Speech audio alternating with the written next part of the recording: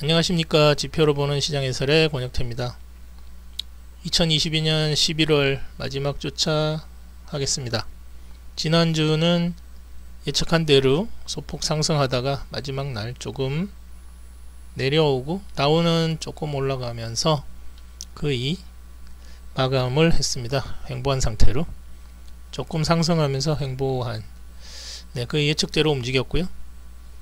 지표를 보면 일단 레드북 소매 판매는 거의 딱 예상 수치인 5.5%로 회귀하고 있습니다. 여기서부터는 좀 횡보할 가능성이 매우 높습니다. 평균 수치가 5.5고요. 코로나 이전에 수치가 보통 5.5가 평균입니다. 그러니까 여기서 이 부분 15%가 넘게 나오던 그런 수치는 이제 나올 수는 없고요. 내려와서 5.5까지 수렴하면서 횡보하는 게 맞고 또 그럴 것으로 예측이 됩니다. 이 밑으로 내려가면 당연히 침체인데 지금 거의 노동시장이 거의 완전히 꽉 차서 움직이고 소비가 줄어들 그런 인플레이션을 감안한 것을 말씀드리는 겁니다. 그런 쪽 보면 소비가 줄어들기가 매우 힘든 상황이기 때문에 오히려 5.5로 하면서 여기서 버텨주는 게 제일 좋은 거고요. 요 밑으로 내려오면 이제 좀 문제가 있게 되는 거죠. 다음으로 담보대출 금리인데 지난번 소비자 물가지표가 고점을 찍고 내려온 이후로 모기지 연학연합 배금리도 다시 하락하고 있습니다.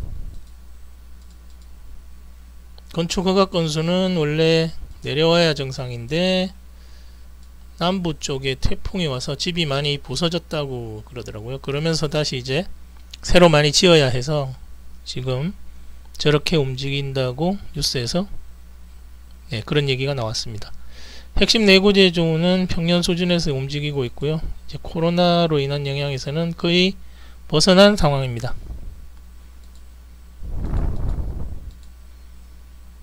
미시간대 기대 인플레이션은 옆으로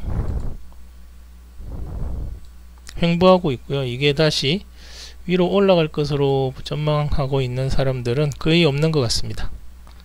신규 실업수당 청구 건수는 간만에 좀 들여다봤습니다. 보시면 코로나 이전 수치 때 평균보다 소폭 높습니다. 그럼에도 물가가 높은 거는 이런 수요 쪽의 감소보다는 공급 쪽 감소가 더 영향이 크다는 의미가 되는 거죠. 그래서 기존까지는 노동 여건이 안 좋았던데 그 말도 틀린 건 아니었지만 결국 큰 문제는 공급 쪽의 감소가 더 큰 원인으로 지금 판단이 됩니다. 결국 노동시장은 지금 거의 완전 고용 상태에서 흘러가고 있고요. 결국 공급 쪽 이런 생산성이 풀려야 지금 문제가 풀릴 것으로 보입니다. 다음으로 제조업 PMI인데요. 50 밑으로 드디어 이제 내려갔습니다. 저번에 49.9 요때는 거의 50이었으니까 내려간 걸로 보기는 좀 힘들었는데 이번에는 47.6으로 완전히 내려갔습니다. 역시 공급 쪽 문제가 심각한 게 이제 PMI는 몇 주 후에 바로 기업들 이익으로 연결되는 지표라서요. 선행 지표인데 앞으로 기업들 이익이 좀 많이 늘어나기는 힘들 것으로 지금 다들 보고 있습니다. 그래서 펀이 EPS니 이런 보조 지표들 얘기하는데 일단은 늘어나기는 힘든 상황입니다. 8번 서비스도 마찬가지로 얘는 50 밑으로 내려온 지 벌써 한참 됐죠. 2주마다 한 번씩 하는데 거의 2달째 50 밑에서 움직이고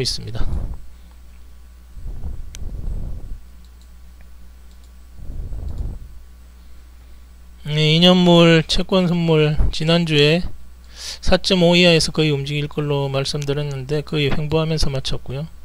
주식시장은 상승할 걸로 봤는데 금리 선물 시장이 횡보했음에도 상승을 못하고 오히려 내려왔습니다.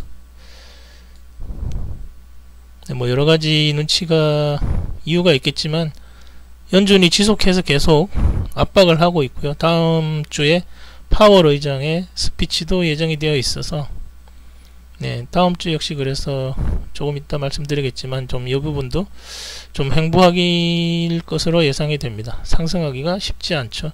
연준에서 매번 저렇게 올라가려고 하면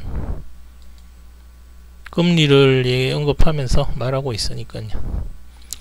그래서 다음 주에 주간 움직임 역시 소폭 상승입니다. 오히려 뭐 거의 횡보에 가깝겠죠. 얘도 역시 파월이 무슨 말을 할지에 따라서 매파적인 뭐 좀 공격적인 금리 인상을 계속 얘기하면 조정을 받겠지만 이제 하락은 거의 없을 거로 보여지는 시장이기 때문에